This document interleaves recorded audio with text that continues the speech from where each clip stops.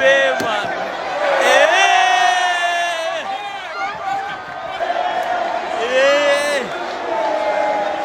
Alors que Baninga, on va peut-être rappeler ma soeur Milaï, il y avait sur 1m50. 1m50, tu vois qu'on les gars.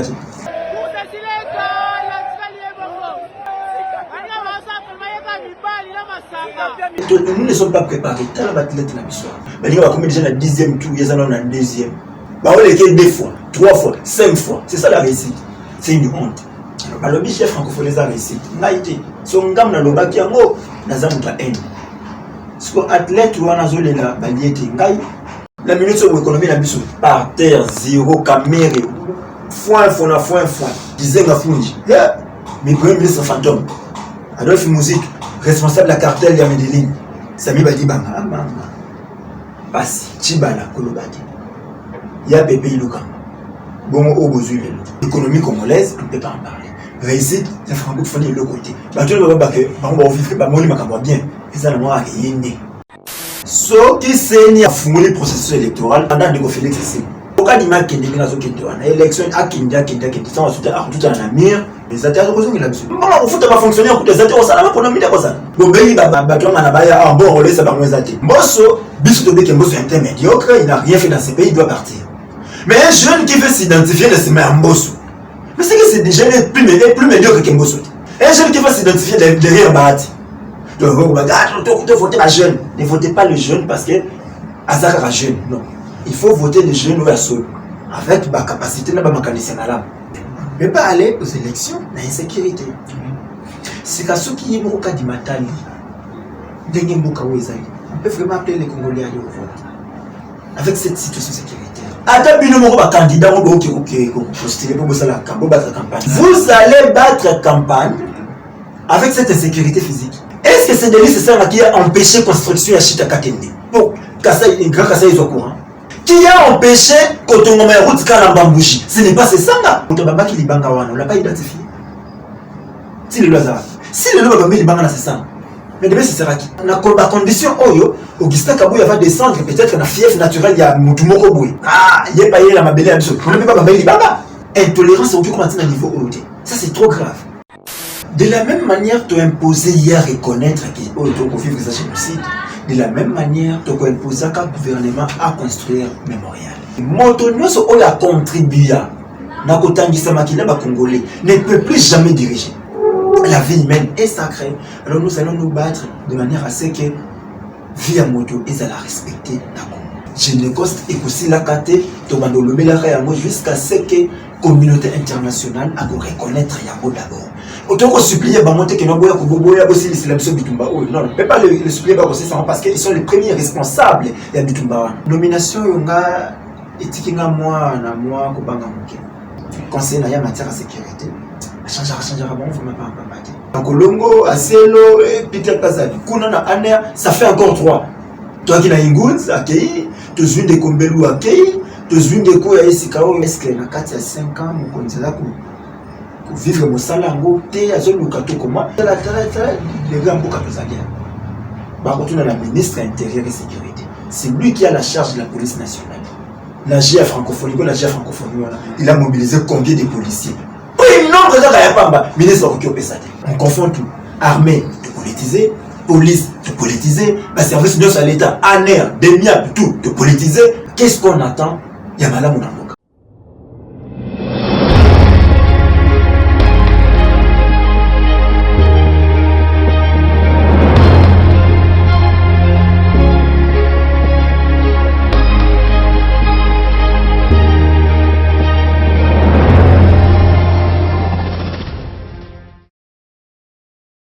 Et c'est nous qui vous allez bélir, Bandiko Balandi à la télévision, Moté Nabino, et pas une sur vos amis, merci de la fidélité, et merci de la confiance que vous allez renouveler dans la action d'activité. Voilà pourquoi vous avez une single à Koyamba pour Nabino, l'émission de Moukolalelo, mon amboka Zaïra Congolais, Abino Nakumba Mustafa Kalimbaï, Naïn Tuxulamboka. Alors je dis déjà bonjour à mon invité. Moté, de journal, c'est Moté Nabakongoma, il y a sur la bête, Nibakwa, dans la mission de et surtout, la compassion de la qui est tout le monde va subir la zone meurtrie, ou le baza encore ba Congolais, tout baza sous ba Congolais, spécialement ba ndeko na biso na territoire ya Muchuru. Le ba comme tuna est-ce que baza encore ba Congolais, tout baza sous ba Congolais. Parce que ba Congolais ba s'enrôler pour ba kende ko voter, mais bango ba s'enrôler té. Donc bango ba ko voter té. Ba ndeko ya Masisi, ba Congolais ba s'enrôler pour ba ko voter, bango ba s'enrôler té. Alors là la question se pose, sont-ils encore Congolais ou pas? Donc makanisi na biso ki mingi ba ina bango peto. Kanisi na bango wa été balija été mbokezali ya bango. Donc on aura toujours pour la souveraineté na ba Congolais. On aura toujours pour la souveraineté na ba Congolais. Lobby les Congolais à commémorer ba mort na ba victime du génocide. Vous allez qui wana. Tout ça qui n'est kamana le ligne de ça appelle depuis mokolo tu banda ko kende déjà ko 6 mois de juillet tu banda déjà ko annoncer que Boula encore 2023 tu ko sangana na place ya génocide congolais. Obisi benga ba Holocauste. Ba Kongomani ba bosana te. Bandeko ba kufa ba kenda ou baza ko continuer ko kufa pona eloko mana ibandi le 2 août 1998. Il est là 25 ans jour pour jour bakambomana masalema. Le 2 août 1998, un groupe il y a bateau. Parmi eux, on peut dire qu'il y avait certains Congolais et certains Rwandais à Sangani, à Sali et Lokouan, on dire rassemblement de Congolais pour la démocratie. RCD. Et c'est cette RCD qui a été obi à l'ibosota ma bête pour ma camoma sur ma bâtie wana ba viola ba boma ba détruire ba maman. Et tout ce qu'ils ont fait et là qui début il y a génocide congolais. Et aucune personne ne voulait reconnaître ça. Nena esika ba biso ba Congolais to libanda. On pleurait ba mort ba koleka ba mort ba kokufa ba kokufa ba kufi belé. On parlait de non, c'était 1 million. Non, tu as commis 6 millions. Et commis 2. Les autres, ça doit compter plus de 12 millions de morts. Banda le 2 août, le lot en 2023. Alors on s'est dit, il faut tout comme Mamabo côté le barak qui va découvrir. Nous devons tout faire. Nous devons mettre l'énergie en place pour imposer d'abord opinion nationale et reconnaître que auto vivre dans la génocide. Et là, tu as la professeur d'histoire qui est comme la yango, tu as la français ceux qui ont comme histoire congolaise, mais c'est à nous-mêmes quand on vivre on doit écrire notre propre histoire. Et c'est pourquoi depuis 2013, tu as un langage pour 2013, les 10 ans, nous avons quand même réussi un combat. 2013, ce que nous sommes en train de vivre en face de nous, c'est un génocide. Et on était à reconnaître. C'est un combat où tu mènes. Et ce n'est pas fini. Nous devons continuer ce combat jusqu'à ce que la communauté internationale a reconnaître. Et là, avant de continuer encore, nous avons sous-estimé la jeunesse congolaise. Non, les jeunes congolais, les jeunes congolais, ça c'est ce qu'on dit de nous. Baza manipulable, baza facile, baza. Mais on doit reconnaître que la jeunesse congolaise est la seule jeunesse dans l'Afrique centrale en empêchant le président en fonction à son 3e mandat. C'est la seule jeunesse. Or, au c'est la seule pays Afrique centrale a réussi ça et l'autre a réussi dans Congo. Et la jeunesse congolaise est la seule jeunesse dans l'Afrique centrale en empêchant le président en exercice à faire passer le dauphin. Quand le Cameroun, Paul Biya, c'est de proclamer président à vie. Chaque élection, il y a gagné. Kassasou Messo, Kende na Gabon, Centrafrique, là, n'en parlons pas. Et pas au bien, il ne faut même pas commettre les solos. Mais pas la mission qui empêche chaque Kabila. Et les locaux, quand on a maquillé, la mission, les locaux, on a toujours mal au balance de tiens, on a mon Félix, il a reconnu ça. Quel que soit Bolingonais qui n'a pas Rwanda, quel que soit Bolingonais dans les États-Unis, la France, partout, mais il a quand même reconnu que ce que nous sommes en train de vivre au Congo, c'est un génocide. Est-ce qu'il ne fallait pas commencer par construire un Montréal? Ah, ouais, non, ok, on a pas évolué. Voilà. De la même manière, tu as imposé hier à reconnaître que tu as vivre ce génocide. De la même manière, tu as imposé à gouvernement à construire Mémorial. Alors, et le Oyo, l'un de ces combats, le combat va continuer jusqu'à ce que tu imposes dans le gouvernement, tu as imposé une opinion congolaise qui montonio so oya contribuer na kotangisa makila ba congolais ne peut plus jamais diriger. Donc OK voyez que non bandaki d'abord koboma ba congomani, après on te récompense ministre. Au moment ba congomani on va te récompenser député. Au moment ba congomani va récompenser au commis président de la République. On ne veut plus ça. Mais il faut que tant que ça le pouvoir moko quelque part na mboka na biso ozwe yango de manière que moni pelaki non de ko oyo abundaki azala makanisi sengelaki poka comme sikamana akomi. C'est pas que un matin au boumi bande ko na tingitingi au boumi bande ko na kakombola au boumi bande ko na kisangani et après on va te récompenser un ministre. Au boumi après on va non ba fonction à 100 on ne fait plus ça. La vie humaine est sacrée. Alors nous allons nous battre de manière à ce que vie à moto et à la respecter d'accord. C'est ça notre lutte. Génécoste et aussi la caté tomando le belaka yango jusqu'à ce que communauté internationale a reconnaître yango d'abord.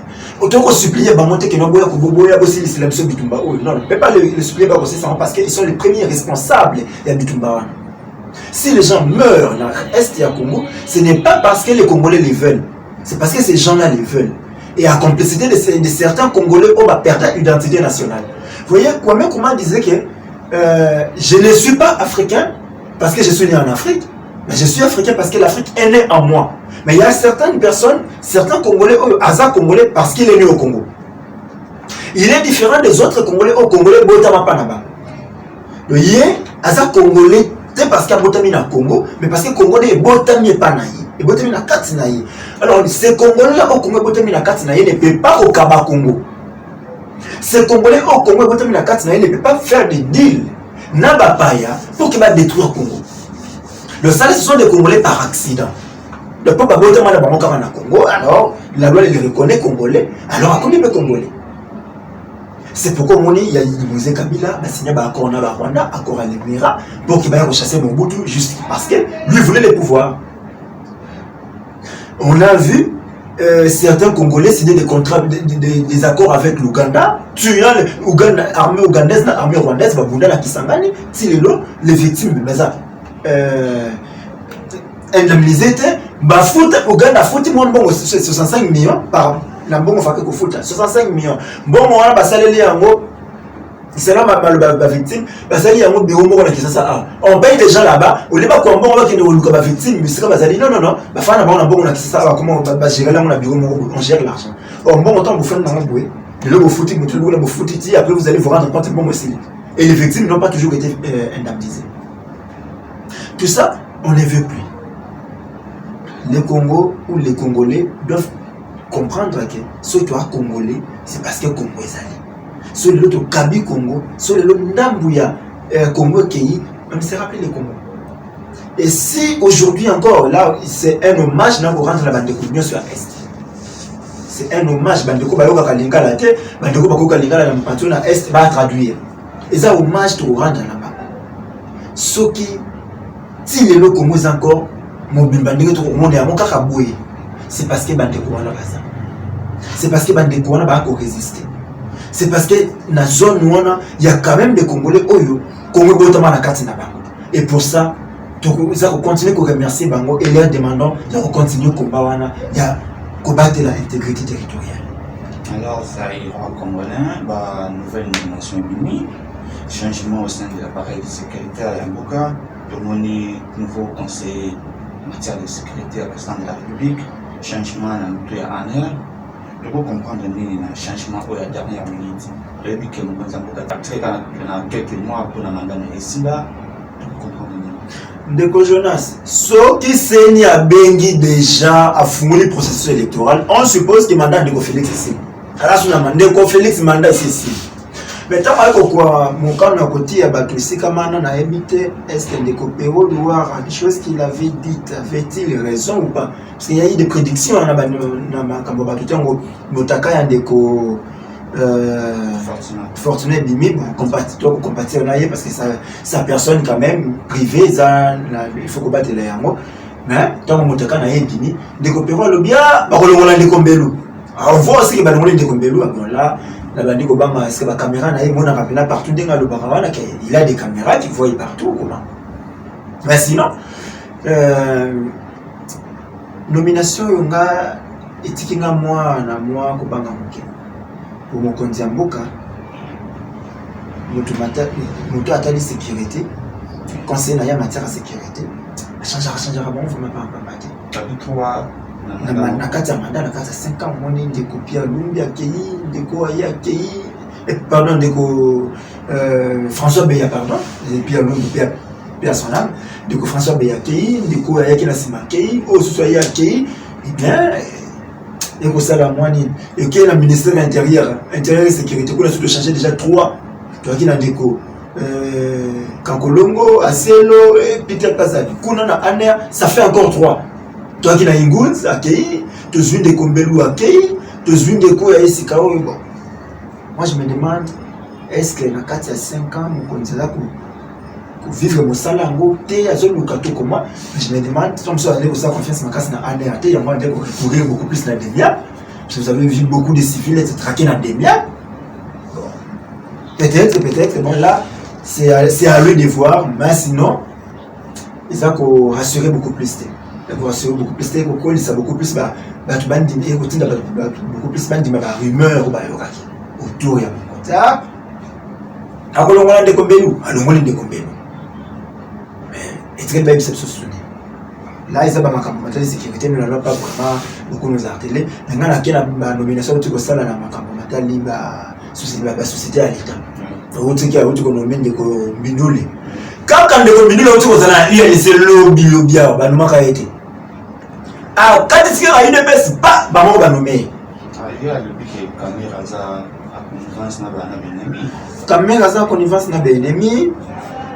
Alors que ce n'est pas Kamere qui a chanté dans Stade des Martyrs Yonani Oboya Kagame.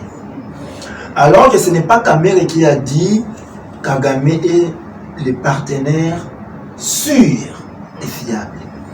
Alors que ce n'est pas Kamere qui a signé contrat ou accord de raffinage hors congolais na Rwanda. Ça, ce n'est pas Kamere. Mais Kamere a mis ça seulement en 2019 que Félix Azalaki na moté ma passe pour na nini ba bengisa qui na fête ya mwana James Cité na Rwanda.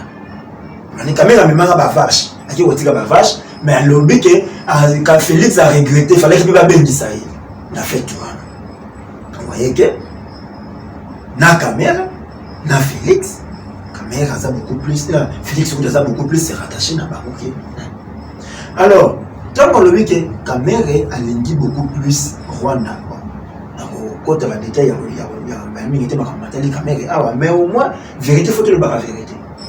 Il y a en 2009. Kamere quitte l'Assemblée nationale, président de l'Assemblée nationale parce qu'il a dénoncé Makambo Matali, coalition armée rwandaise dans le Congo, et ça les massacres du Parlement. Kamere à Longwa pour les locaux. Ça, Crispin ne le sait pas. Bon, dans la nomination, et nous montrons simplement que Félix est sur les pas de Kabila. On ne veut pas ça, on veut les changements. J'insiste encore, je reviens dans Bamounama, donc ma pronomie. Quand la tête de relancer Makambo Matali, Kanisa. Kanisa, tu relancer mon Canada. Kanisa. Kanisa, là, qui c'est, tu relèves la mini. Au moment que vous votez, Moutou, Kanisa. Quand vous votez, moi, c'était parce qu'il y en a un photo voté par maman. Qu'on vote pas jeune, parce qu'il faut voter pas jeune, parce qu'il y a encore des jeunes plus médiocres qui va faire de combattre. Parce qu'il y a un jeune, tu vas trouver un jeune derrière Mbosso. Non, Mbosso, bis de que Mbosso est un médiocre, il n'a rien fait dans ce pays, il doit partir. Mais un jeune qui veut s'identifier, se met à Mbosso. Mais c'est que c'est des jeunes plus médiocres que Mbosso. Vous comprenez déjà? Un jeune qui veut s'identifier derrière Bahati. Donc, vous votez pas jeune. Ne votez pas le jeune parce que Azakara jeune, non. Il faut voter les jeunes ouverts avec ma capacité, ma mécanicien à l'âme. Nous, en 2018, le Congomani avait voté les changements. Le Congomani n'avait voté ni Fayoul, ni Félix, ni qui d'autre. Le Congomani avait voté le changement. Alors, le Congomani, Félix, c'est ça qui dit alternative, il y a changement. À ce moment-là, ça s'appelait Fayoulou. Et bien voilà. On n'a pas senti les vrais changements qu'on cherchait parce que ce n'est pas les changements que lui-même Félix reconnaissait. Parce qu'en lui, Félix savait que le changement s'appelle Fayoulou. Quand on a voté à Fayoulou, c'est parce que Félix, qui était mon candidat avant, il m'a voté Fayoulou parce que c'est lui le changement. Du coup, là, moi, je voulais le changement, je suis allé voter Fayoulou. Là, le monde, il a dévoilé vote en 2018. Alors, article 193 à Bombé Koli Konti. Oh, ils allaient parti républicain à mission. Parti républicain. C'est ce qui nous fait payer. L'administration publique est apolitique, neutre et impartiale. Nul ne peut la détourner à des fins personnelles ou partisanes. Administration publique. Si quand la carte d'administration publique, tu beaucoup tapé, la société, il y a l'État. Ça fait partie de l'administration publique. Mais comme Kuna, sur Otali, DG, Moutaningombatel, PCA, Moutaningombatel, DGA, Moutaningombatel, DG, Moutaningombatel. Dites-moi, Wapi Soussou, l'administration publique, c'est apolitique na carte. Parce que DG ou on attend Mazali politique, tant qu'on a la bureau, n'a pas politique. Parce que partir de Tindi, partir de Tindi, les mêmes bateaux, on a bango cabinet. Quand quelqu'un a Tindi bango un cabinet, il y a pas de Tindi bango, il y a la personne, il y a la personne, il y a la tête. Il y a pas encore les Sikamana a joué à ta partie, à côté de ce numéro, il y a la carte de société à l'État. Et vous, les autres fonctionnaires, vous tirez les camarades, vous avez banda, vous avez matagradité. Les fonctionnaires à l'État, pas de problème. À Mataraté, mais il y a un jeune qui vient de là, pas à Matigrad. Il y a 10 ans à Mataraté.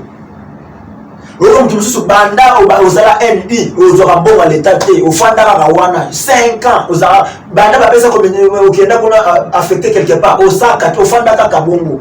Tu travailles durement, mais tu n'as rien. Parce que, à politique et à l'administration publique, il y a comme un homme destiné. Et les conflits, c'est dans ça. Il nous envoie les médulés, il nous envoie tout le monde, partout. Et bien, c'est ça l'État. Et alors, si ça va fonctionner, on va déjà depuis Kalawana. Bon, comment va DGT? Va fonctionner, on va déjà depuis Kalawana. Bon, comment va PCAT? Sauf qu'il est là dans le chiffre. Batata, va dans le chiffre. Bajeune, va dans le chiffre. Bon, comment va DGT? Bon, moi, quand même, que Kiosé, c'est que non, Abanda, c'est tel. L'administration publique est politique. Et ça, tu m'as raconté comment vous avez l'ambition politique. D'accord. Vous avez régie des eaux. Société Mana, il y a l'État, Sokotali, Moto, Asala, Moussala, Makas, la société, on a battu l'État, la rento, le tilelo, et la l'État Tchou. Personne. Tchou, on a Moutarawak, la C, plombier. Azomata, c'est comme un directeur général. Donc, Ayebi société, très bien. Bah, problème, il y a société, Ayebi, parce qu'il y a Outina C. Amati. Et c'est lui-là qui a laissé Régie des zones. L'État, on doit dire que c'est la meilleure régie des zones, qu'on s'appelle la régie des zones. Mais depuis que vous continuez ça politique, il faut que ce soit moi, il y a DG, il faut que ce soit Ndekoyatel, il faut que ce soit moi, il y a président parti politique. Voilà là où nous sommes, là. Et après ça, vous voulez que non, tout le temps vous en tout le monde. Non, les gens ne vont pas s'aimer. Puisque nous ne nous reconnaissons pas dans ce que vous faites. Tout qu'on a négé. Là, tu fais dire c'est parce que tu connais ce que tu fais des mais tout le monde a dit non, ça c'est la haine. Moi, je ne sais pas si mais il va vous croyez que la haine c'est à Martin Fayoulou. Vous pouvez nommer, vous mettre la DG. On peut aller travailler là-bas. Non, c'est parce que nous avons politisé l'administration publique. Mais alors que je te prends seulement un seul monsieur. Steve Kivota. Steve Kivota a commis comme inspecteur à IGF Bamoro pour y avoir la nouvelle. Certes, Bissika Zali, je suppose qu'il est en politique. Mais quand vous prenez certains jeunes à UDPS, Bazaki na UDPS, on les reconnaît à UDPS, mais ça a été concours, gagnant. Mais il parle toujours UDPS. Parce qu'il est reconnu, mais il a UDPS. Bien que Bissika Keyouana est vraiment politique, mais il le fait quand même. Mais il faut être un habit. Et puis quand on nomme seulement, quand on te nomme déjà les matins, c'est-à-dire même si comment vous ne connaissez pas les plus. Alors que ce n'est pas ça. Ce n'est pas ça. Donc il y a des gens qui ont nommé ok, mais il était là tu ok il y a monté. Il y a la monnaie, il y a votre temps là, il y a mouillé. Et dire la vérité, c'est ça qu'on a dit. Sur le Bissika qui est nom de Mustafa Aokosi. Et ça, il va cabanater. Bien, on a oublié là, tu as bêté les seulement beaux a été, les seulement ça a été. Vérité, ça va cabanater. Mais pas une abysse, vérité, ça va cabanater. Et c'est ça les problèmes qui sont commis quelque part au Camille de nos compagnons. Au cours de la montre, oui, mais là que Dieu naïe et aussi mathématique, vous allez obliger aux yeux vérité, pour couvrir en haut et voilà. C'est là les Congo. Et c'est ça qui a détruit les pays, qui continue à détruire les pays. Et détruira encore de plus davantage les pays. Administration publique et politique. Il faut boutique à politique. Boutique à fonctionnaire à l'État, ça nous sert à la. J'ai suivi une de Korani. Christian Chiwewe. Quand on dit là, on a dit, on a vu sur le politique. Il avait raison, on est là. Le chef d'état-major a dit on confond tout. Armée de politiser, police de politiser, la service de l'État, ANER, DEMIAP, tout de politiser. Eh bien alors, qu'est-ce qu'on attend? Il y a Madame Mounamboka. Il y a un président ghanéen qui, lorsque Madame Moussi, école, qui ça peut plaider. Seul l'armée, donc ça peut. Vous avez vu les lots, Burkina Faso, Mali, Guinée, Niger, tous ces pays, tant le pouvoir et l'État est raté, l'armée s'en est beaucoup. Donc à Bonaté, nous sommes un peuple, continent un peuple. Mais là, chez nous, on sent même la division au sein de l'armée. On sent, notre armée est incapable de combattre la Bissau, Congomais. Notre armée est incapable de tirer la Bissau dans la condition singeli, mais elle a la possibilité de se retirer dans la condition singeli. Bandekoya, tu reçois mon assis comme ça. Bandekoya Sénégal va manifester. Mon va une image, on prend des images, on les balance. Oh non, au Sénégal, tu vas bimir, bino bimindam. Bandeko na biso mana batika un peu sous-estimer jeunesse congolaise. Nous sommes cette jeunesse où Mundu qui est télémis na balabala bomoni déjà ba policier ba tondi me boyer quand même. Moi 10 wana ba bimaki wana en face à police a tondi pour empêcher bango me bayer quand même. Ba gazé bango ba beti bango lobi ba yesus. Cet esprit là, il y a monté dans la Est Afrique, la Ouest Afrique. Parce que là, l'armée les accompagne. Il y a une idée, tant que l'armée est accompagnée. Répression, ça va nous faire la abattre. Alors, on a Tchad. Lorsque tu vas dire qu'on manifester, que l'armée ça pour réprimer, vous voulez sortir 1 million? Dans la Côte d'Ivoire, lorsque Babima dit qu'on a roté le troisième mandat à Ouattara, et que l'armée Bima qui pressionne à Balabal, vous voulez voir Bimébélé? Mais lorsque la Mali, Babimi, l'armée est accompagnée, car ils ont encadré Bango, ils ont réprimé Bango. Vous voulez dire Babima est belé? De la même manière, dans Niger, l'armée est accompagnée et encadrée Bango. Babimi est belé. Mais vous voulez que tu passes 10 minutes, tu vas réprimer, alors tu vas belé. Alors que toi, tu es dans un confort. Ça, c'est pas normal. Il faut un moment. Oui, bah, apprécier à juste valeur, à juste prix, mais il faut rabanir. Je reviens à le marmot sur le Banébadelia que nous sommes la seule jeunesse en Afrique centrale à avoir empêché le troisième mandat président de la République, malgré la répression. La jeunesse a l'impression que l'effort n'a pas minimisé. C'est ça. Et surtout, il y a des gens ils veulent que tout ça là, à tout prix, il y a Kanisi. Vous croyez que c'est possible? Dans quelle situation? Dans quel état? Tu veux sortir déjà avant là, tu as été menacé. Avant là, mobilier quand même. Malgré la menace. Mobilier quand même. Donc voilà ça. Tout y a Jonas, armée Zangi Mandoki. Armée Zangi. Yo, Félix et moi, que notre armée est la montée en puissance. Alors, ma pile en positionnement en Afrique, tu peux avoir 8e. Kabila Tika Amouana. Et Félix est venu reconnaître ça. J'ai trouvé une armée organisée. Kabila on a Félix Fadi reconnaître à contre armée organisée. Le seul armée le Simbaté, moi je me pose la question. Est-ce que Nego Félix a le Bakamuka pour a élogé Kabila ou c'est lui qui a désorganisé l'armée? C'est moi, armée Oyalbaki qui a organisé. Je ne pense pas que pendant tout ce temps, Bounagana devait être resté entre les mains à M23. Problème d'infiltration. Félix n'a pas hérité ça. Il est supposé Kayebaki Makambouana nyonso va commencer comme ça. Mais on était sur le bagage, armée a juste infiltré. Bah Rwandais basé dans 4 armées on citait les noms des généraux non? Général tel, général tel, général tel. Mais ce sont des Rwandais bah côté l'armée na biso. On avait tout dit. Et Félix était parmi ceux qui le disaient. Félix il disait ici que non armée militaire soit foutu en Ramala. Il le disait. Il promettait même aux policiers que ceux qui te commis mon condibiso, chaque policier aux alana mutu kanaya, aux alana kunaye. Est-ce que lui peut nous dire combien il paye un policier, combien il paye un militaire? Comment sont traités nos militaires, comment sont traités nos policiers? Est-ce qu'il a résolu le problème, Oyo et Zalaki? Tout comment? Ça c'est à lui maintenant, c'est plus à nous. Le monsieur Mandara a remarqué, Ndeko Félix. Parce qu'il devait résoudre ces problèmes, soit résoudre la montée, et ça peut sauter ça.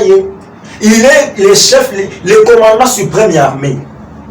C'est lui le commandant suprême. Mais il est censé connaître ses troupes. Parce qu'il doit commander. C'est qu'il y a des bagonios. Il faut que ça puisse la qui ça tout ça là-bas. Les gars beaucoup comme ça bien. Par contre, on a la ministre intérieur et sécurité. C'est lui qui a la charge de la police nationale. La GIA francophonie, il a mobilisé combien de policiers? Oui, non, que ça n'a pas ministre qui a ça. Pour la sécurité, il y a des gardes républicains, il y a des ministre intérieur et sécurité. C'est-à-dire quand il s'agit de la sécurité, à vous embêter. Moi, je vais faire la commission de la défense et sécurité. De parmi la haute, il est là. Parmi la haute, il est là. Parmi la stratégie, ce que nous avons fait,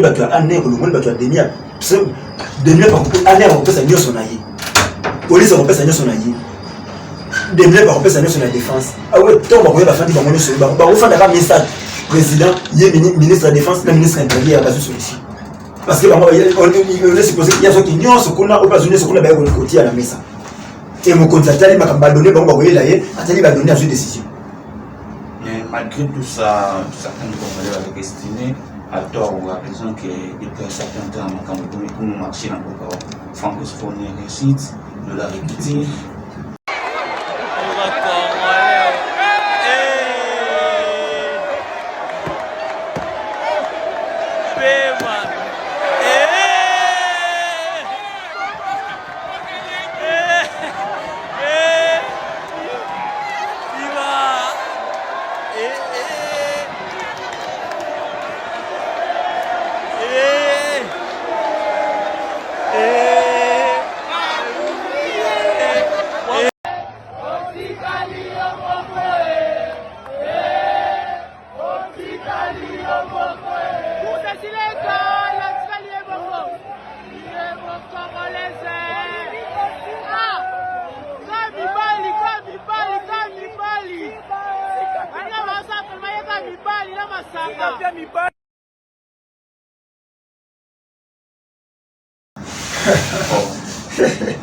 Ndeko Jonas.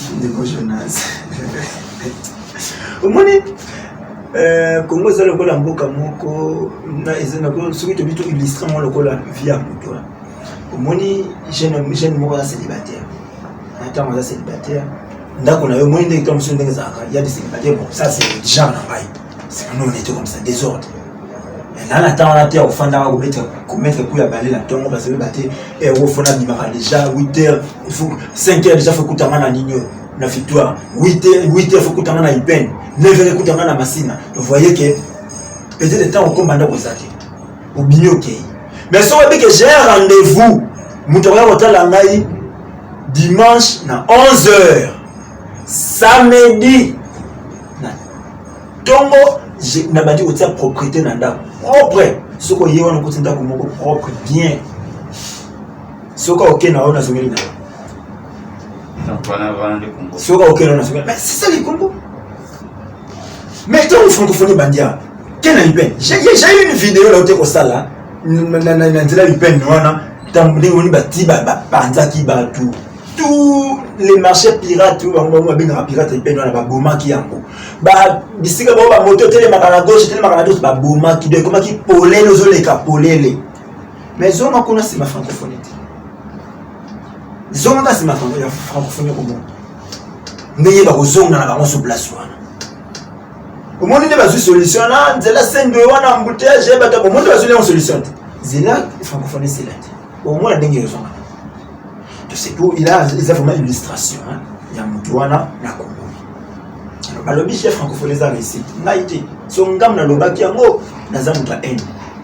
Ce que athlète ou un azolé la baliété, ngaï. Peut-être moi, la désagrément, il faut s'arrêter en dessous son. Athlète ou un azolé la baliété, ngaï.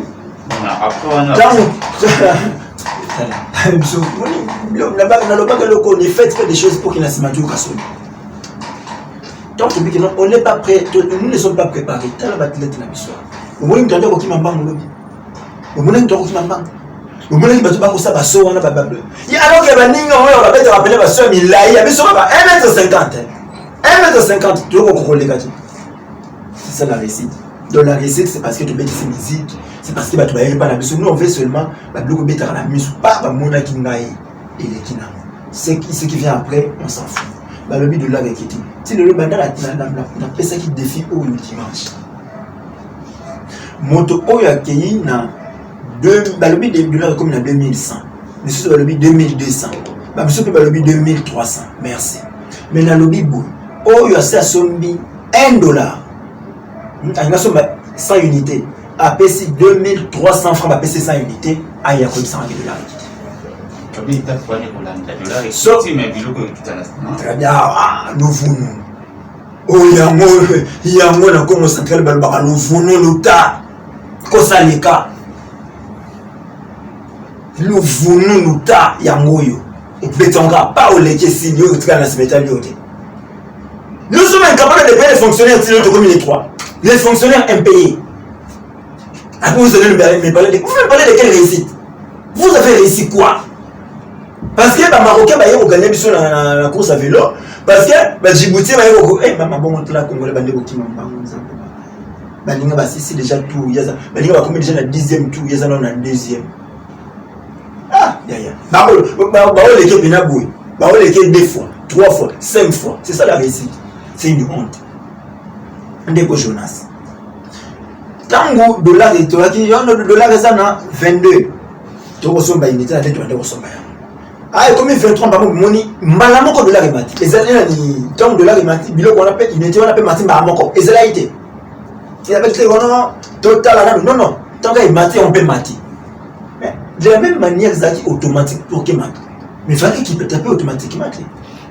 Le cas si nous avons qui crédit à 25. Et puis dollar il quitte ça, quitte ça, on va il faut récupérer quand même. Ok, là maintenant domaine, tu vas consommer peine à réseau. On peut pas oser là, on va consommer qui. Mais comment on se met unité dans réseau? Mais moi même les gens dénonçaient ça, qui réseau pas comme côté local là, comme côté en détail, local là bateau détaillant. Très bien. Ils sont tellement comme réseau. Quand dernier réseau à Matissa qui tant au dollar et mati, il y a moi tout ici. À Kitisité, arrêtez la prière de l'école. Et vous allez me dire que le dollar est quitté. Le dollar en monte au quitté. Si on a la monnaie, le dollar est quitté. Ceux qui tiennent la monnaie, le dollar est quitté. Ou attends, vous avez un professeur d'économie. Ou il y a combien d'économie à monde. Ou un professeur qui a rayé l'économie. Non, on dit madame. Il y a l'économie, bon, on dit que mati, ou est quitté, la monnaie a encore la bureau. Thermomètre. Si vous comprenez que Congo est bondi. Franc-congolais, thermomètre. Papa, ouais, mat. Non, sur les élèves, il y a les thermomètres. Ce qui est maté, l'économie est coufie. La minute sur l'économie, la mise par terre, zéro, caméra, foin. Caméra, foin. Veka est l'autre côté du ministère de l'économie. Donc, ce qui est baby, thermomètre. Mon solo. Et Mati, au sein de l'autre. Et Kiti, au sein de l'autre. Donc là-bas, tout le monde tous les premiers ministres, premier ministre au moins, à Sala et Loko, c'est ma tata. Il y a l'économie. Parce que, en temps, on a eu $1 refandaki. Quand au-delà de faire dit disait Ngafunji, mais premier ministre fantôme, Adolphe Musique, responsable de la cartel de Medellin. Cartel. Cartel à Congo. Adolphe Musique, premier ministre. Bête sur la bancarisation. À ce qui est premier ministre. Cartel de Medellin de Viva Kiama. Premier ministre va retirer signature. Cartel va piller Ramboka et lui. En plein conseil des ministres, va voter le premier ministre signature. Ma personne n'a pas de président de la République. C'est pour comprendre qu'il est responsable de la cartel. Il y a un moment, deux et Traka qui est. Boyo Kozwa, Sami Badi Banga, Passi, Chibala, Kolobadi. Il y a Pepe Iluka. Bon, au Bozu, donc, c'est-à-dire que l'économie congolaise, on ne peut pas en parler. Réussite, c'est francophonie de l'autre côté. Tu ne peux pas que, on va vivre, on va bien. Et ça, moi, il est né. Moi, il y a un ami qui m'a appelé, il m'a dit, oh non, mon cher, tu as changé mes aïeux de Sobungi. C'est-à-dire, il croyait que Baron de la Bungi. C'est ce qu'il croit, malheureusement. Mon quand on te Bunda, on a 2000. 12, 13, 14, 15, 16, 17, 18 sous Kabila. Certains jeunes qui peuvent venir à Kabila. Vous savez ce qu'ils nous disaient? Ah, petit cambo, ça bien, tout ça. Mais le bon personne, il est quand même combat de choses.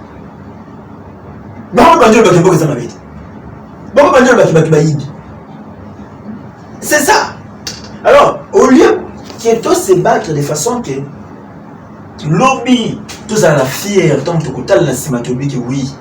25 ans après, oui, nous avons battu un grand combat et nous avons réussi.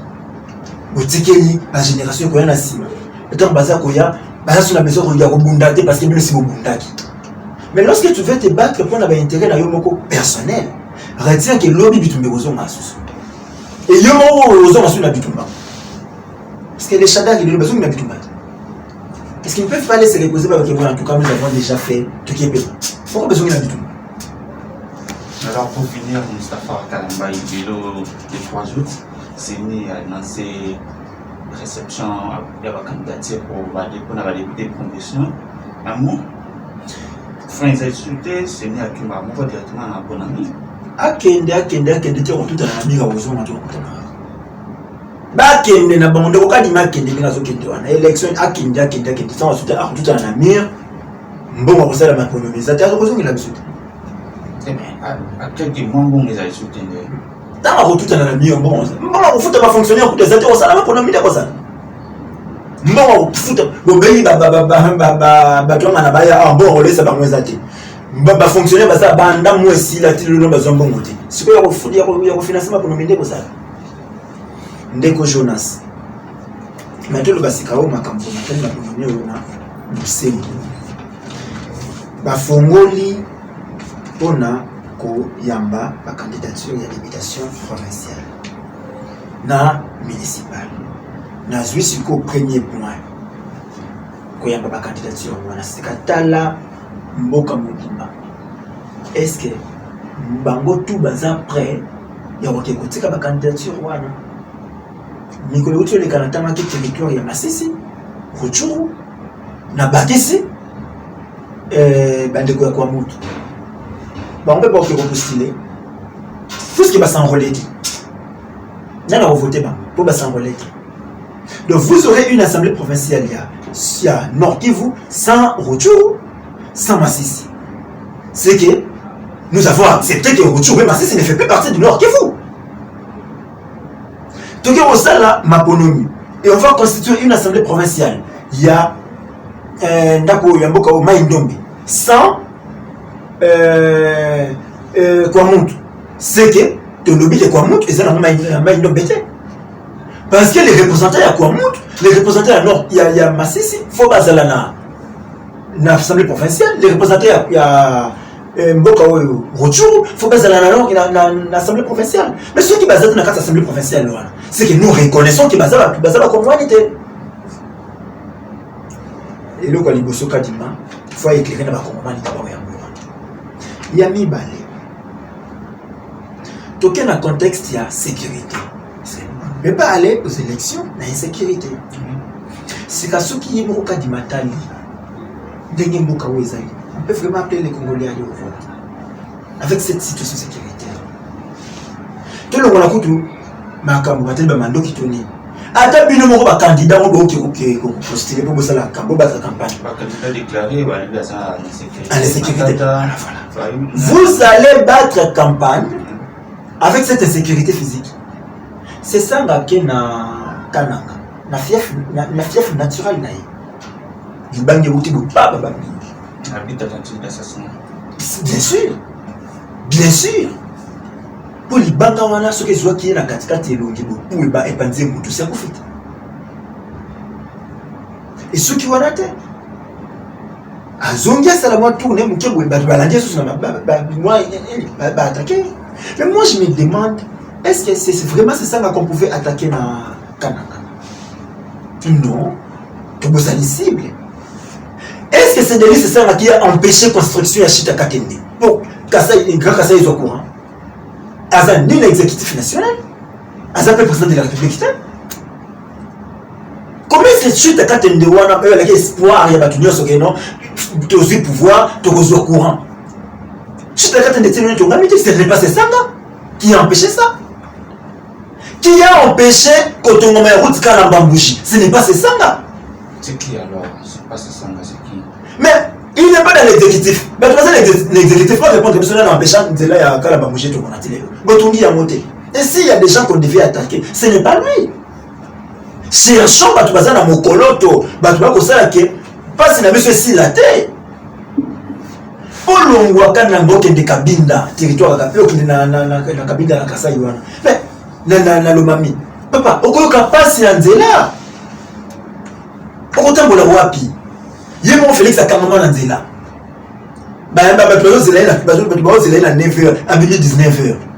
10h à nzela. Pour les passe. Mais ceux qui disent on est tombé, ce n'est pas ça.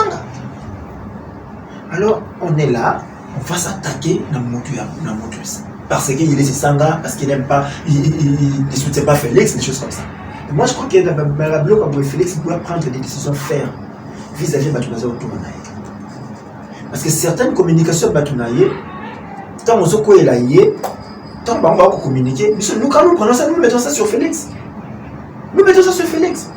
C'est quand quelqu'un dit un Kassaïen ne peut pas s'attaquer à un Kassaïen. C'est ça, comme il s'attaque à Félix, il faut subir. C'est pas normal. Mobekoli Kondi, article 16. La personne humaine est sacrée. L'État a l'obligation de la respecter et de la protéger. Toute personne a droit à la vie, à l'intégrité physique, à ce qui est personnes. Tant que mesure libanga kilo babami muninga. N'est-ce pas que ça quoi atteindre, ça quoi que ça atteinte à l'intégrité physique là. Quand on baba qui libanga wana, on l'a pas identifié. Si le hasard. Parce que on a tenté qu'on baba libanga à un opposant. On sous-estime ça. Et il dit, si le baba libanga c'est ça, mais demain ce sera qui? Mais dis-moi, na condition oyo, Augustin Kabouya va descendre peut-être dans la fief naturelle, il y a Moutoumoko Boué. Ah, il n'y a pas eu la mabelle à on ne peut pas babeli baba. Parce qu'il y a peut-être que la Moujimaï, ils ont le lingaka Kabouya, tout babeli baba. Moi, ce n'est pas ça. Intolérance, c'est au plus qu'on atteint un niveau haut. Ça, c'est trop grave. Et Félix doit mettre fin à ça, parce que c'est seul lui qui peut mettre fin à ça. Et quand j'ai vu ma situation, je pense que Félix, conformément à serment à Yemoko, article 74, il peut carrément démissionner parce qu'il est aussi maté. Avant, comme on dit, c'est un traite. Le président de la République élu entre en fonction dans les 10 jours qui suivent la proclamation des résultats définitifs de l'élection présidentielle. Avant son entrée en fonction, le président de la République prête devant la Cour constitutionnelle le serment ci-après. Moi, ... Donc, élu président de la République démocratique du Congo, je jure solennellement devant Dieu et la nation. Tout le monde Dieu le makambo. Tout le monde a nation. Parce que Bissou est mon nation, mon anzambe. Parce que ceux qui Bissou battent mon nation, c'est Bissou qui a auto sanzambe. Nous, babé qui Bissou est quel anzambe. C'est la Bissou la nation. Soit tous ces Bissou qui a auto sanzambe. d'observer et de défendre la Constitution et les lois de la République. Il y a le bac à de maintenir son indépendance et l'intégrité de son territoire. Son indépendance. Ça, c'est encore tu peux mettre encore toute l'indépendance dans la mission. Est-ce que tu peux mettre la toute l'intégrité territoriale dans la mission? Oui, Bounangan, Wapi Rocho, Wapi Massis. Tu peux mettre la sous tout. Mais c'est ce qu'il a géré, Naïté, Maloua Félix. De sauvegarder l'unité nationale. Est-ce que l'autre cause est encore fier que nous sommes un peu bénis? Parce que l'unité nationale, cela ne signifie pas que tout fait dans Boka Moko. On est divisé en tout. Même le bloc, comment on peut voir que c'est et Kabola Bissou. Parce que j'aime mon tutelle, je n'aime pas mon tutelle. Ça, c'est nous. De me laisser guider que par l'intérêt général et le respect des droits de la personne humaine. Mais quand lui-même, le président de la République dit je m'attaquerai, t'as qui compris? Sans remords. Même si mon colonel ok, il y a une violation des droits humains, tout ça, je m'en fous. Il n'a aucune leçon à recevoir. Il y a pas tout. Alors que Yemoko, il est là. De consacrer toutes mes forces à la promotion du bien commun et de la paix. Moi, je ne sens pas ça. Bien commun, moi, je ne sens pas ça. De remplir loyalement et en fidèle serviteur du peuple. Je prends ces points. Fidèle serviteur. Félix est-il serviteur ou maître?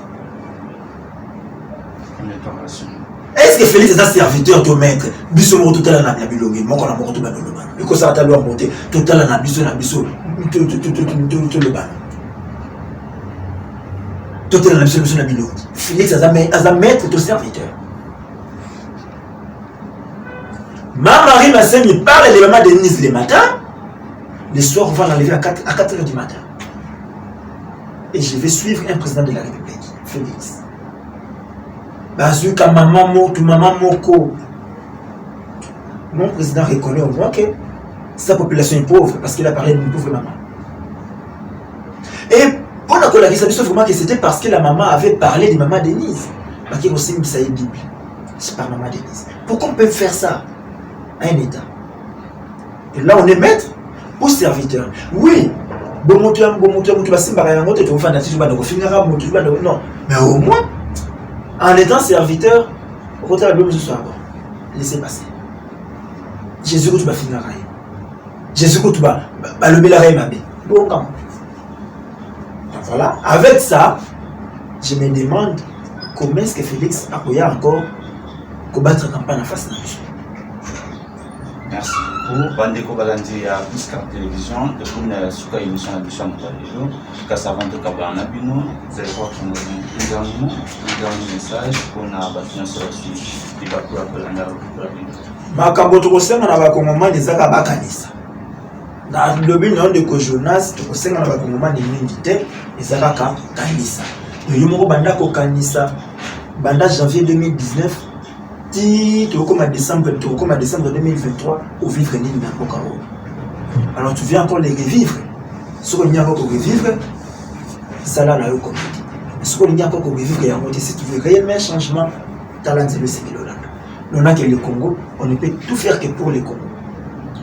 Merci d'avoir répondu à notre invitation. Bandeko Balandi à Piscar Télévision, Anne Thierry émission de merci na Popola Yingazo sur ma caméra, merci na Okimo Fikou, merci na Chasseur de Magico Nago, merci na DGG Comblé. À la prochaine.